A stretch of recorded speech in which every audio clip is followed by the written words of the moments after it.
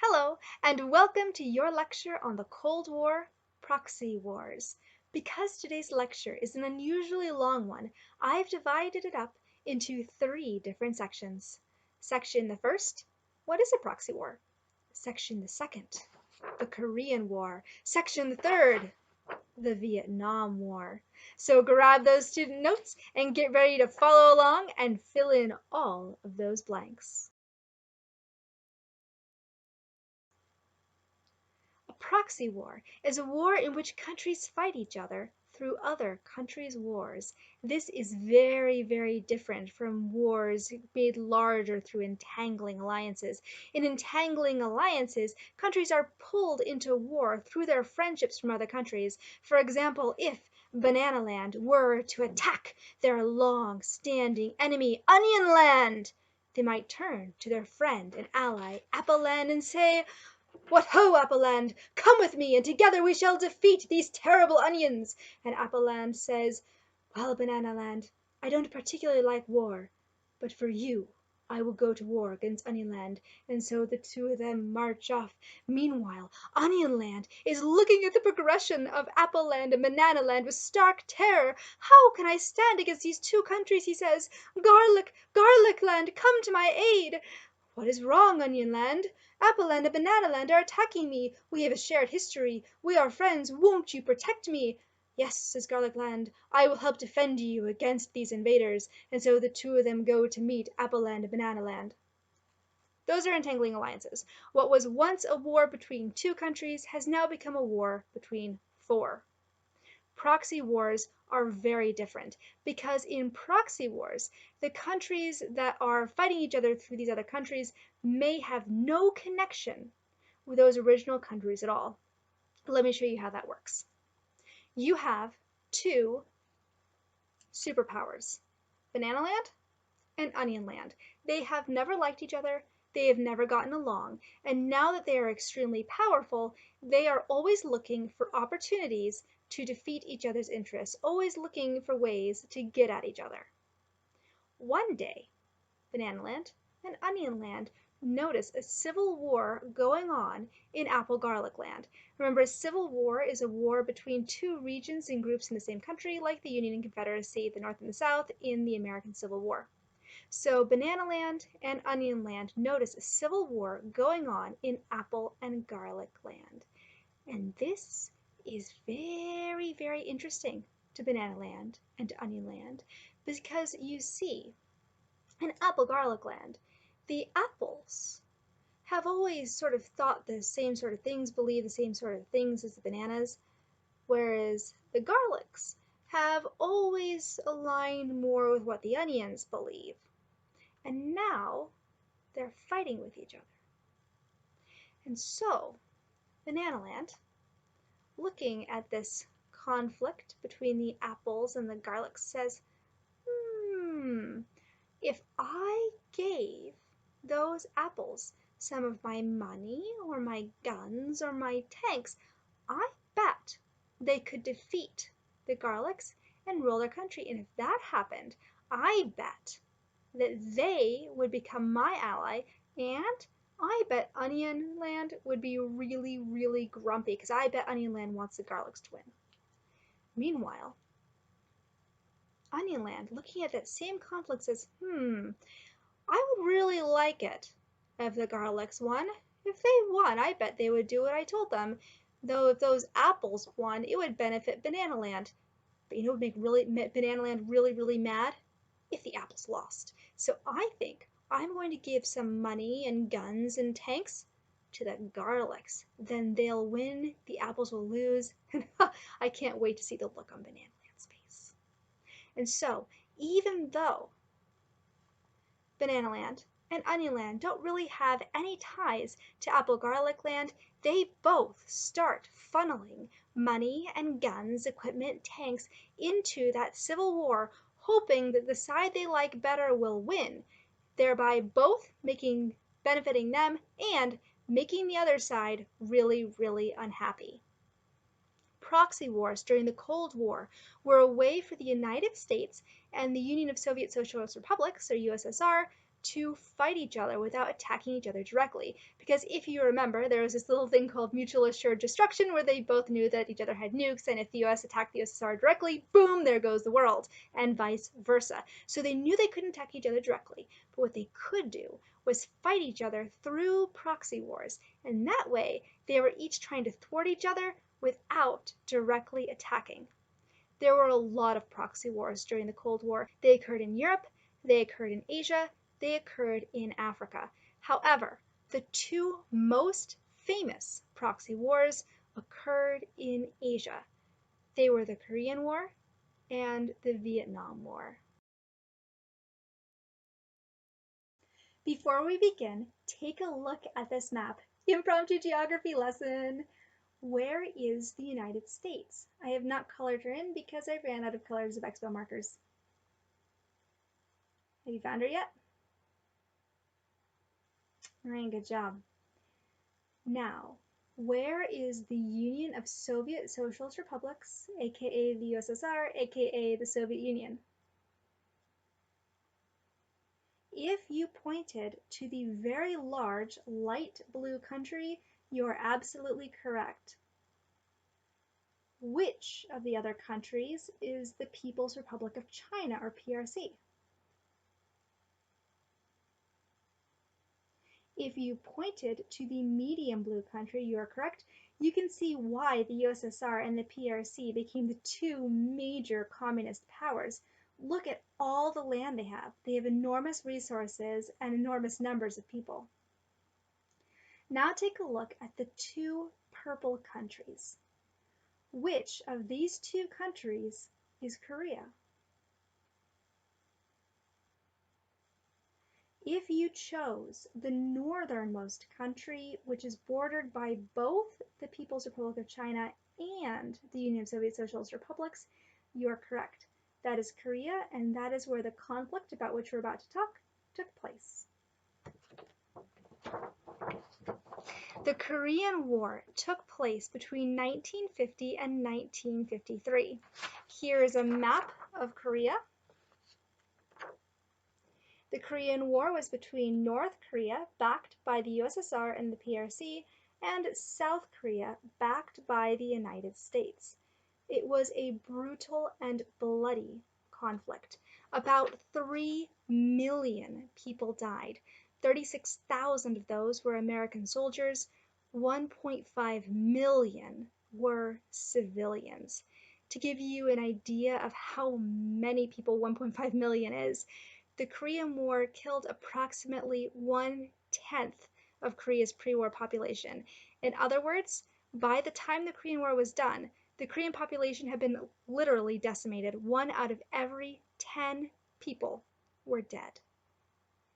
To understand why the Korean War happened and why Korea was split in two in the first place, you have to take a step back and look at the historical context. So I'm going to take you back to our lecture about social Darwinism and imperialism.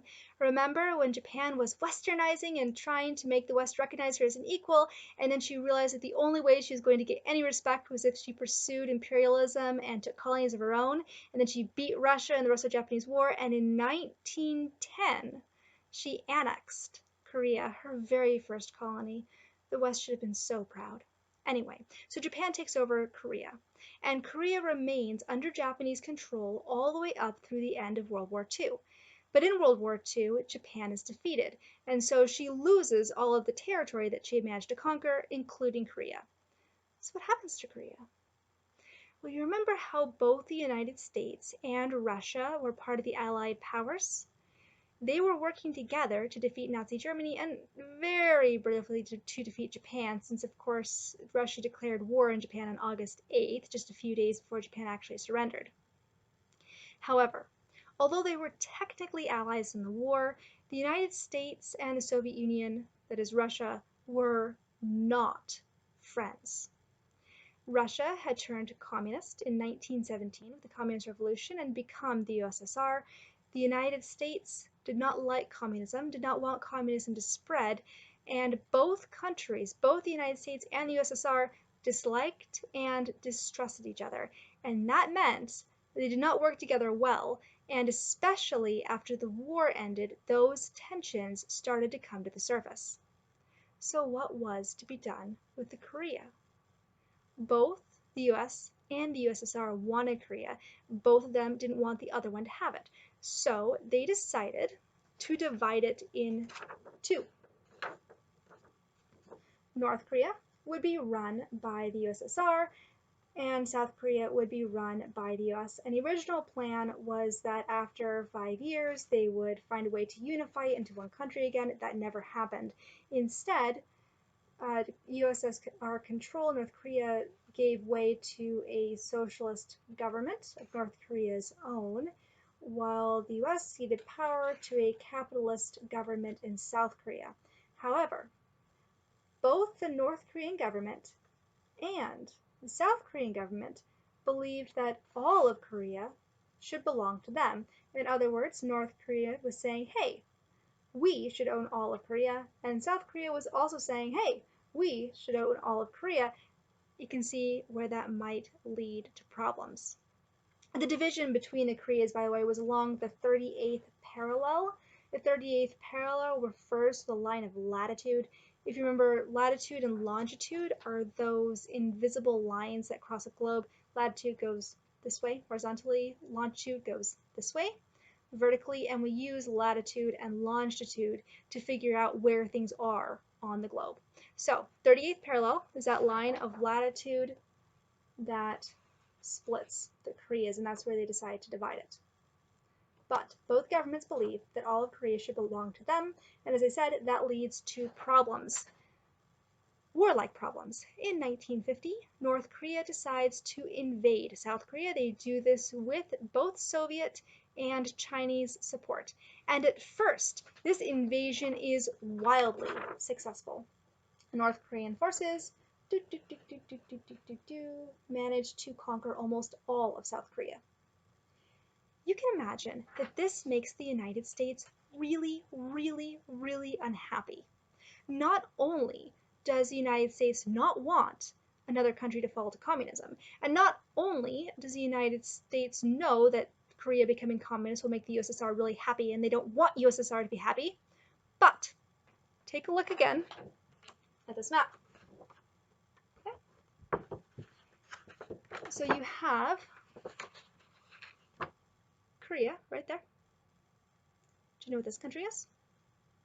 If you answer Japan, you are absolutely correct. And right now, the United States is occupying Japan. If Korea becomes completely communist and has close links with the USSR, Japan might become communist as well. They might be able to use their position as a position of power to launch an attack on Japan. And that thought makes the United States very nervous. So the United States goes to the United Nations and say, hey, North Korea just invaded South Korea. That is not okay. We have to stop them. And the United States manages to get United Nations backing and leads a coalition of 16 countries to Korea to defend South Korea. And this is where it gets kind of interesting because the goals of the Korean War shift. The original goal of that coalition was to go into South Korea and drive the North Koreans back up in their territory and then stop. South Korea will have their own country. North Korea will have their own country. Both will stay behind their borders at the 38th parallel, and we will go from there. However, that goal of driving the North Koreans back was actually accomplished really, really quickly. It took less than a year to drive the North Koreans back up behind the 38th parallel back into North Korea. And this got the United States thinking, hey, if it was that easy to drive the North Koreans back, maybe we could just keep going forward. We'll go into North Korea. We'll capture all of North Korea. We will unite Korea, and it'll be capitalist. It'll be great. We'll have a whole new ally in the region. And maybe, said some, maybe if we're really successful, we can even start pushing up into China. Wouldn't that be awesome? We could capture parts of China. Anyway, the point is, the US starts to go up into North Korea. So now we have the main goal of the war changed. It has shifted. The original goal was just to push the North Koreans back up into their own territory. Now the goal is to capture all of North Korea. However, it fails because you know what? China and the U.S.S.R. do not want North Korea to fall. They do not want North Korea to become capitalist. And so as soon as China and the U.S.S.R., which are right here, see United Nations forces going up into North Korea, and they see the North Koreans being driven back, they start to get directly involved. Instead of just giving some aid and support, they start directly supporting North Koreans with lots of equipment and troops. And here is one of those interesting things about proxy wars, because you remember, in a proxy war, countries use other countries to fight each other. They don't want to directly attack each other. The United States is essentially using South Korea as a way to fight back, not just against North Korea, but a way to fight back against the P.R.C. and the U.S.S.R. And in turn, the Soviet Union and the P.R.C. are using North Korea not just as a way to sort of fight South Korea, but actually as a way to combat the United States as well. But now you have United States troops actually fighting, and you also have Soviet troops actually fighting. If they're directly attacking each other, isn't the United States and the U.S.S.R. directly fighting? Aren't they fighting? Aren't they actually kind of sort of maybe in a war? What's interesting is the lengths that were gone to in order to prevent apparent direct confrontation between Soviet and American forces. You even have Soviet pilots dressing in Chinese uniforms before getting into fighter planes so that it wouldn't look like they were directly attacking US forces. In any case, it was impossible for either the United States or and South Korea, of course, or the USSR and the PRC, North Korea, to defeat each other. They ended up just fighting at this border in a stalemate. A stalemate is essentially a tie. The US forces and South Koreans couldn't go any further this way, and the North Koreans and the PRC and USSR couldn't go this way, and so they just kept fighting in brutal battles for 2 years, while the leaders of both sides tried to come to some sort of peace agreement. Finally, in 1953, an armistice was signed. An armistice, as you might remember from the end of World War I, is a ceasefire. Both sides agree to lay down their arms, to stop fighting, while some sort of peace treaty is worked out. And so in 1953, you have an armistice ceasefire between North Korea and South Korea. But here's the interesting thing. No peace treaty was ever signed. The two sides could not come to an agreement. And so because of that, one of the major outcomes of the Korean War is that North and South Korea are still at war. North Korea still has a highly oppressive socialist government. South Korea has a fairly free capitalist democracy, and neither of them is at peace with each other. Every so often, tensions will start to rise again, and people will start to worry that fighting will break out. Someday, they're going to have to find a way to resolve it, and we'll just have to hope that when that happens, it won't be through another bloody, bloody war.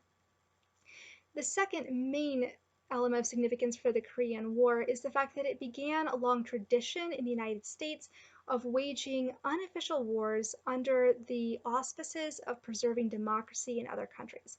When I say unofficial wars, I mean that in the Constitution it says that Congress has to officially declare war when the United States goes to war.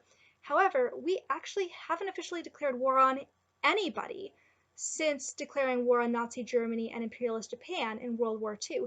In other words, all of the wars since then, the Korean War and the Vietnam War and the war in Iraq and the war in Afghanistan, those have all been without formal declarations of war. Now, in many cases, Congress has authorized the war in some way and has authorized military spending and whatnot to help support it. But we haven't actually had a formal declaration of war since World War II, and that tradition was begun with the Korean War in 1950.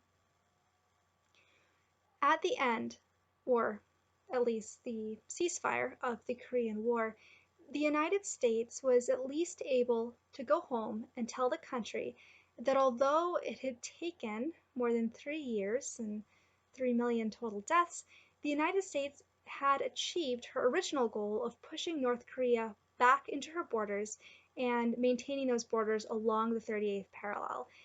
It wasn't exactly a victory, but it wasn't exactly defeat either. The next war we're going to discuss would not go so well.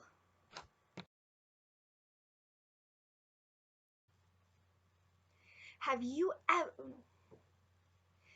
ever promised a friend that you would do something for them, and then when it came time to actually do it, you found that it was way more complicated and time consuming and difficult than you thought it was going to be, and you have to turn to your friend and say, I am so sorry. I really meant to help you. I really wanted to help you, but I can't. I'd like you to keep that cheerful image in your head as we talk about the Vietnam War. Take a look at the map. All right, geography pros, where is the United States? Good. Where is the Union of Soviet Socialist Republics, aka the U.S.S.R, aka the Soviet Union? If you pointed to that massive light blue country, you are absolutely correct. Now, point at the People's Republic of China. Your fingers should be pointing at that medium blue country.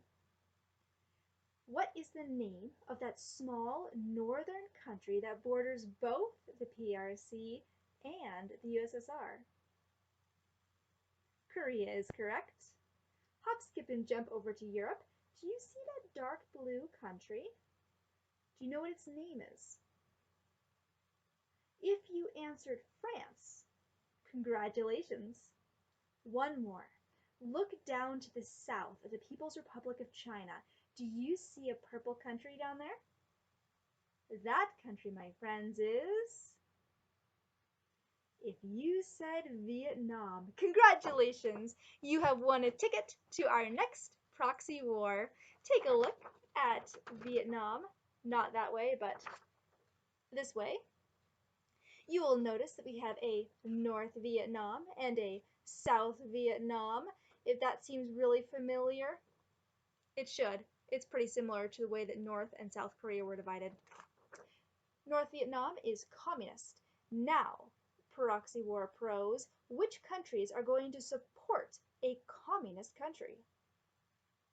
If you answer the U.S.S.R and the P.R.C, you are absolutely correct. Of course they will. They want communism to spread all across Asia. They will definitely support a communist country. South Vietnam is, at least in name, capitalist and democratic. Which country is going to support South Vietnam? If you answer the United States, good job, you're on the right track. So the United States supports South Vietnam, U.S.S.R and P.R.C support North Vietnam. The war lasts between 1961 and 1973, and in those 12 bloody years, more than 3.4 million people die. 58,000 of those are United States soldiers, and more than 2 million of them are civilians. That is, ordinary people, ordinary North Vietnamese and South Vietnamese going about their daily lives until they get caught in the crossfire. As with the Korean War, it's really important to look at the historical context of the Vietnam War just so you know how it all started. Why is Vietnam split in two? That sort of thing. So, follow me back to before World War II, when all the European countries are going around and forming colonies. Well, France sets her sights on a country called Vietnam. Of course, it wasn't actually called Vietnam. When she takes it over, she calls it French Indochina. So France has this lovely colony called French Indochina. And then, would you believe it, during World War II, the Japanese have the gall to come in and conquer it. Because, of course, we all know that Japan was on a colonizing spree in World War II, took over all sorts of European and American colonies, and French Indochina was one of them. Enter Ho Chi Minh. This man, whose name means he who enlightens, is a communist. Not just any communist. He is actually the founder of the Vietnamese Communist Party. And what Ho Chi Minh wants more than anything else is Vietnamese independence. So he goes back to Vietnam during the Japanese occupation and he leads a fierce resistance against the Japanese. He becomes skilled in the art of guerrilla warfare. Guerrilla here is Guerilla.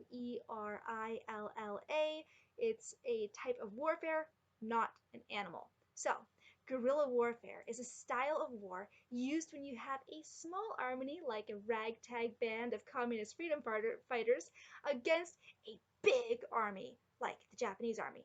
Okay, if you have a little army and a big army, if they go head to head, what's going to happen?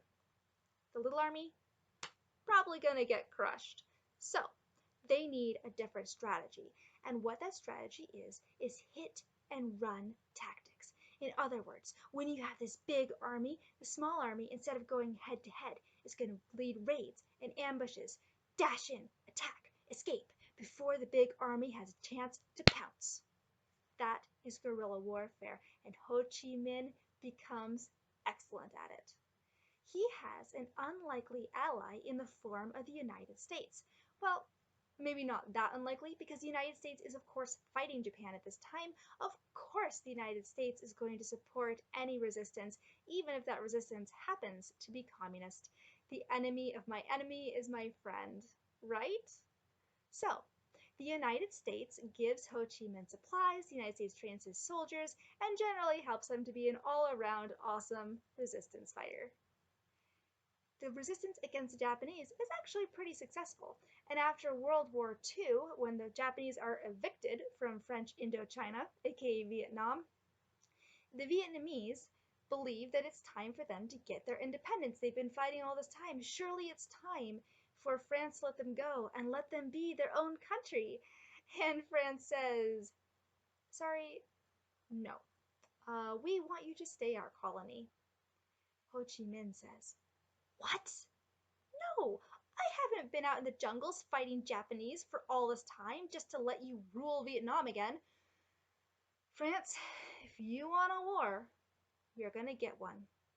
And France got one.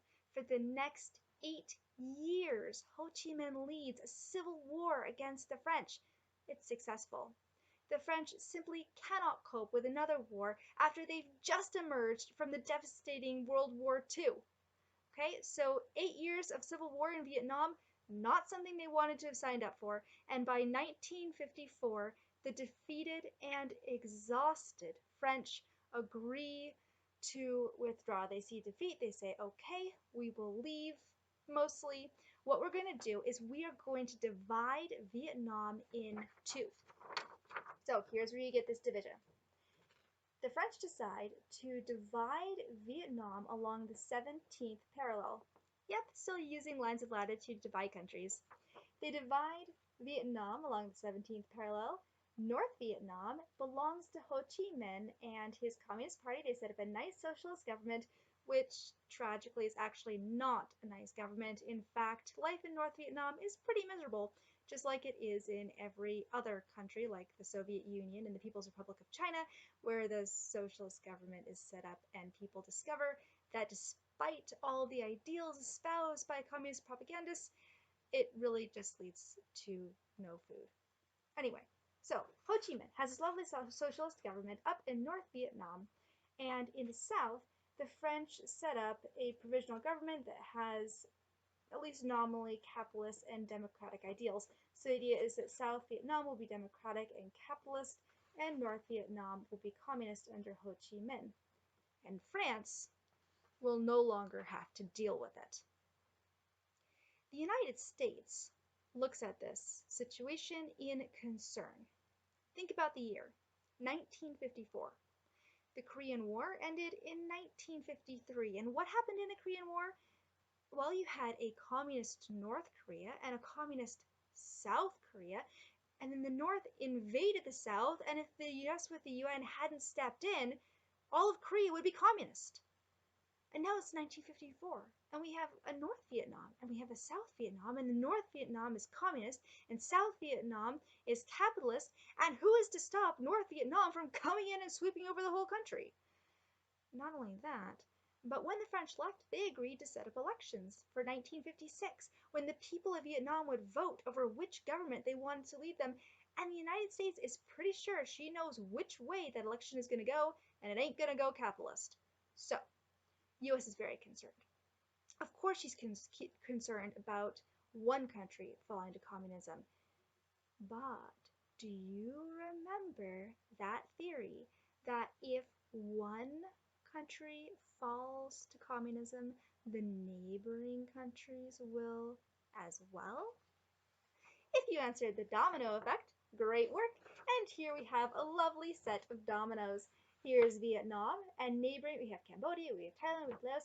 The fear is that if Vietnam goes communist, it won't just be Vietnam who's communist. All of these countries will fall to communism as well.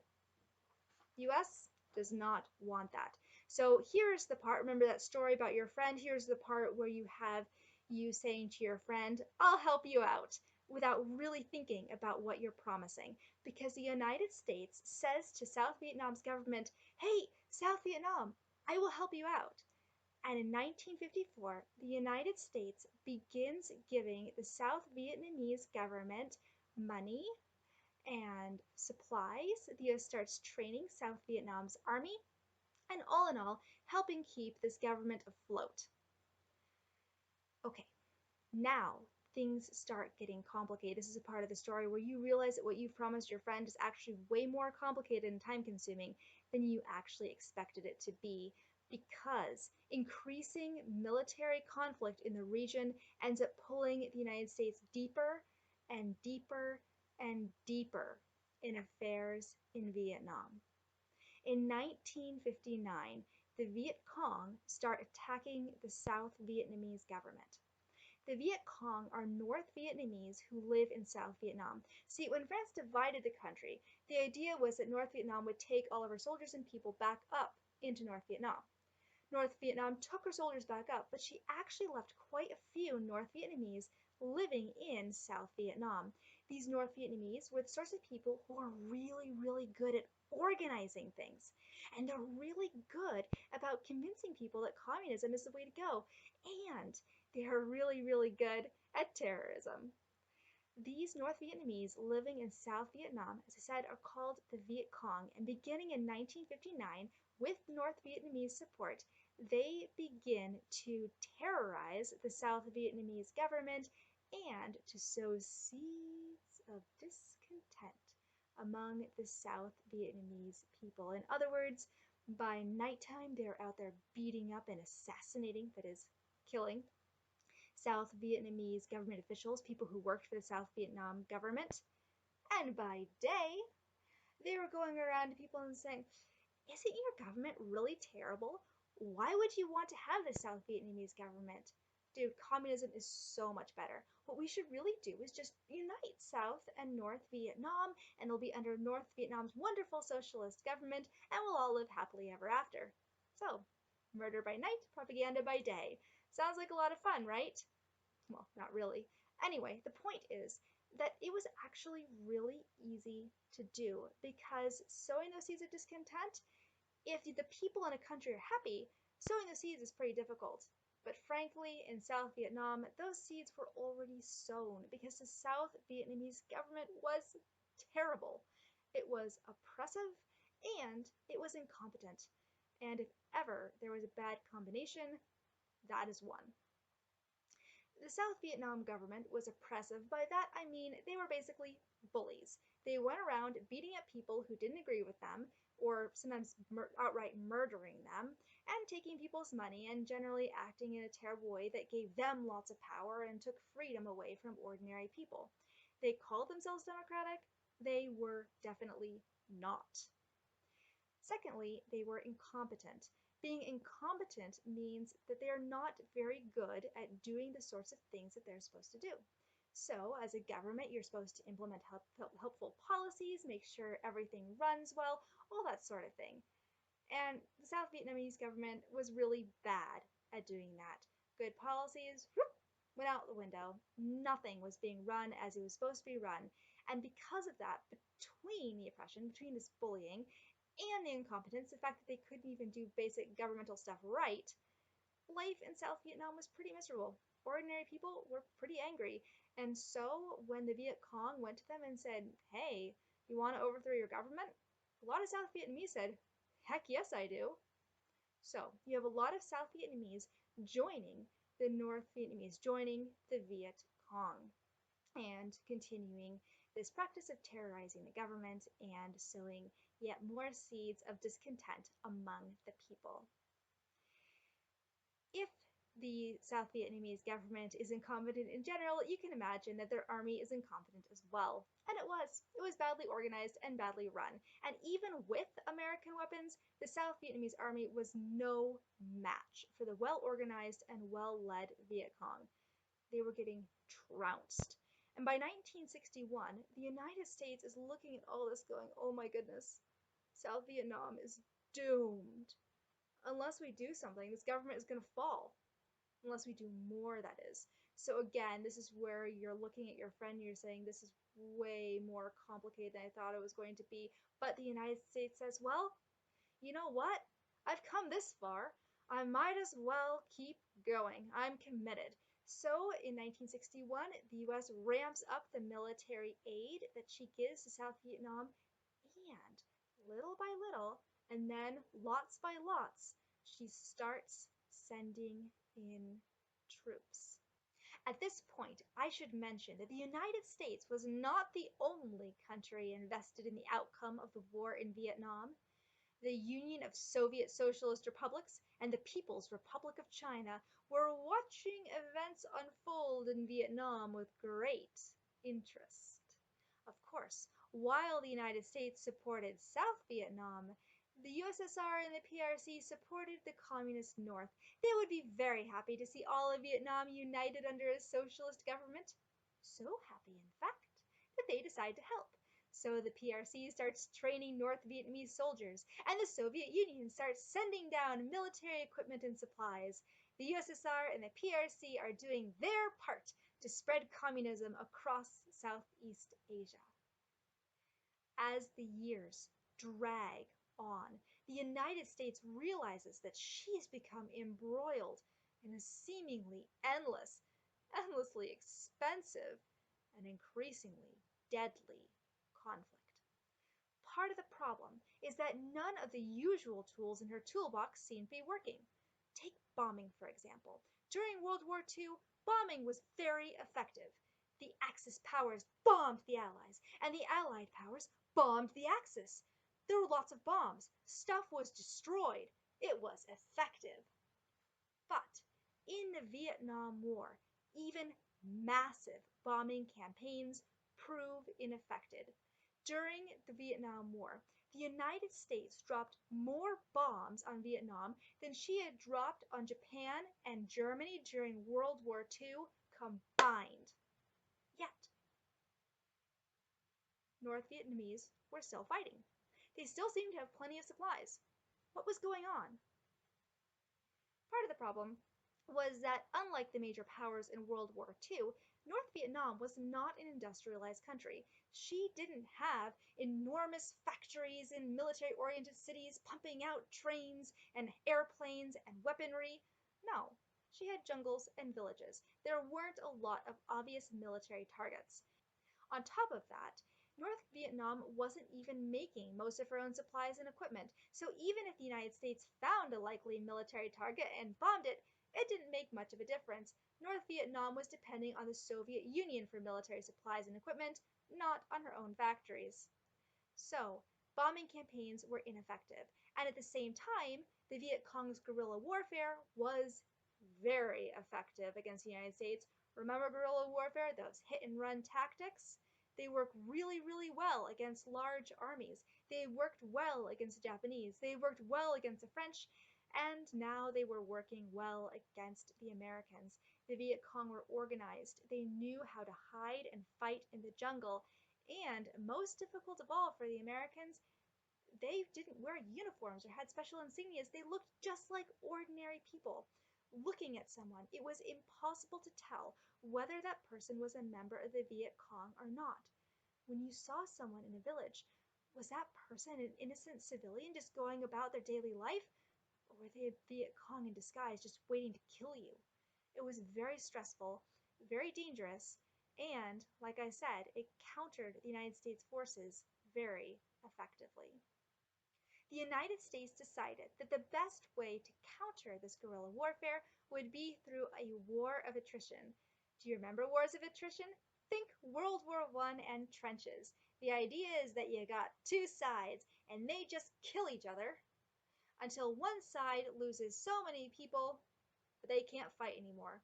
And the United States said, hey, we have lots and lots of soldiers, and we have lots and lots of firepower. We can outlast them. All we have to do is kill more of them than they can kill of us, and we will win. However, by 1968, with over 500,000 American soldiers in Vietnam, and for that matter, 850,000 South Vietnamese forces fighting, the United States was still making little progress. The U.S. won almost every single battle it fought, and yet there was really no end in sight for the war itself. Take a step back from the dense and deadly jungles of Vietnam and go to the United States. Pretend you are an ordinary citizen living in the U.S., hearing reports of the war. For the most part, the reports seem to be positive. We are winning, the government says. It won't be long now. And yet, the war keeps going and going and going, and more people are dying, and you start to hear things that make you wonder if we should really be there at all. Should we really be supporting the South Vietnamese government, you wonder? I mean, I realize that they're not communist, but they're also super oppressive, and they're not that great a government anyway. And then other news starts to creep in, and you start to hear of atrocities, that is, really bad acts of violence committed by the United States against innocent Vietnamese civilians, and you begin to think, ooh, we've got tons of soldiers dying. I'm not sure if I support the South Vietnamese government anyway, and our soldiers are doing things like that? Should we even be in the war at all? As the war continues, public opinion in the United States starts to turn against the Vietnam War. And in the end, it was this turning of public opinion that would cause the United States to withdraw, that is, to leave Vietnam. Between 1965 and 1969, high casualty rates, doubts about the South Vietnamese government, and anger over news of U.S. atrocities in Vietnam led to massive protests across the country. These protests started with thousands of people, then tens of thousands of people, and finally there were protests in which hundreds of thousands of people called for the United States to leave Vietnam. There are many events and factors that contributed to the protests across the United States and the calls for withdrawal, but one event stands out as really turning public opinion against the war in Vietnam, and that was the 1968 Tet Offensive. And the Tet Offensive is really interesting because it was, on the one hand, a massive defeat for the Viet Cong, and on the other, a massive victory. Tet is a holiday in January in Vietnam, and on Tet, January 30th, in 1968, the Viet Cong staged a massive, multi-pronged surprise attack on the South Vietnamese government. Fighting broke out in cities across the country on the same day. The Viet Cong were proving to the world that they were far from beaten. However, they were in fact very soundly beaten during the Tet Offensive. The United States was able to counter pretty much everything they did because they weren't fighting in jungles anymore. They were fighting in cities, and the US knew how to fight in cities. So, the Viet Cong are roundly defeated. They actually suffer a devastating loss, and it will take them a long time to recover from the Tet Offensive. In that way, it was a massive defeat, a military failure. But it was also a victory because a lot of it was televised. It's important to remember that the Vietnam War was the first televised war. For the first time in history, Americans could sit on their couch and watch these events occurring in Vietnam across the globe. And what did they see? What did they see in this war that their government had been telling them they were about to win? What did they see of the enemy that their government had been telling them was just about defeated? They saw uprisings. They saw uprisings across the country. They saw proof that North Vietnam was far from being beaten. The war was not about to end. They had been lied to. Many Americans were furious, feeling like their government had been misrepresenting the war this entire time, and they called for withdrawal. They were done. They wanted out. They wanted out. But the Vietnam War would not end in 1968. In fact, it would drag on for another 5 years until 1973, when the United States finally signed a peace accord with North Vietnam and South Vietnam. That peace treaty was similar in many ways to the armistice between North and South Korea. The idea was that the country would return to these borders. North Vietnam would stay communist, South Vietnam would stay capitalist and democratic, and the 17th parallel would divide them. In other words, business would return to normal and the United States would withdraw all her troops. So here's how the story with your friend ends. You agreed to help, as the United States agreed to help South Vietnam. And then things get complicated as the Viet Cong start to attack. And then they get worse as bombing turns out to be ineffective and guerrilla warfare very effective.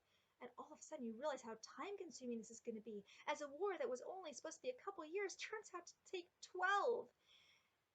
And in the end, you have to say, I'm sorry, I can't help the way I said I would, as the United States, under intense pressure from home, had to say, we need to end this. We need to go home. We have a peace treaty signed between the United States, North Vietnam, and South Vietnam. That peace treaty does not last very long. By 1976, North Vietnam has swept through South Vietnam, conquered her, and united all of Vietnam under a socialist government. The Vietnam War is obviously really important in Southeast Asian history. After the war, Vietnam was left completely devastated. Her economy was in chaos, her infrastructure destroyed. Remember, it would have been bad enough for Vietnam if her war had only been 12 years, like the United States' war was, but no, she had been in a state of civil war for 30 years. It was going to be a long and immensely difficult recovery no matter what happened. However, the recovery was made even more difficult by the incredibly unhelpful socialist policies of her new government and by the fact that the United States refused to trade with her. The impact of the Vietnam War extends beyond Vietnam, however. Remember the domino effect? All right. Well, now we have a communist country, Vietnam. What is going to happen to these other countries? Are they going to fall to communism? Will the dominoes fall? Not all of them fell, but one did. Cambodia. In 1975, communists, aided by the P.R.C. and by North Vietnam, managed to overthrow the Cambodian government, and once in power, these communists proceed to massacre 1/4 of the population of Cambodia. I regret to say that many historians believe that the United States inadvertently contributed to the communist takeover of Cambodia because during the Vietnam War between 1969 and 1973, the United States waged a massive bombing campaign in Cambodia. This bombing campaign destabilized the country, devastated the countryside, and provided great material for communist propaganda, where they could talk about how terrible the current government was, how terrible capitalism was, and propose communism as a solution. That is one example of how actions during a war, or really during anything, can have consequences that you don't foresee, and that's why you have to be really careful about what you choose to do. The Vietnam War had significant effects of a different sort in the United States, where it created sharp social and political divides, most notably between those who supported the war and those who opposed the war. These divides still resonate today. The Vietnam War also led to the lowering of the voting age from 21 to 18 because during the Vietnam War, people asked the question, why is it okay for 18-year-olds and 19-year-olds and 20-year-olds to be sent off to the jungles of Vietnam to die, but it is not okay for those same soldiers to vote for or against the politicians who are sending them to war? You need to lower the voting age. And the United States did, to 18, the age when someone can join the military. The Vietnam War has come to symbolize the idea that conflicts are easier to enter than to exit. And when a politician suggests going to war, the Vietnam War is often brought up as an encouragement to go into a conflict with strict goals and a good plan of how to get not only in, but out. During the Cold War, proxy wars were a way for the U.S. and the U.S.S.R., and to a lesser extent the P.R.C., to face off, to thwart each other's goals without directly attacking each other and blowing up the world. It's good that they didn't blow up the world, but proxy wars had consequences. For one thing, they turned what could have been small-scale conflicts in small countries into enormous and deadly conflicts that claimed millions of lives. They also destabilized regions and had unintended consequences. Next week, we'll be looking at another way in which the US and the USSR duked it out without nuking it out, namely the arms and space races. See you next week!